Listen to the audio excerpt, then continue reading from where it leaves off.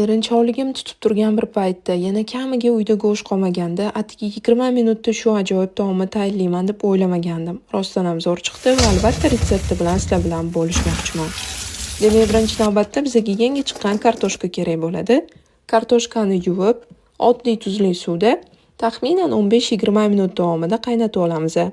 15 minutdan keyin tagini o'chirib, boshqa idishga sariyog' solamiz. Ishqilib bu videoni olib ko'rib qolmasizlar, katta sariyog' bo'ligini sovurdimi?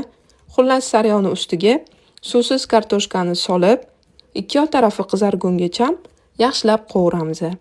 Keyin esa qirg'ichdan o'tkazilgan chesnokni solib, qovurishda davom etamiz.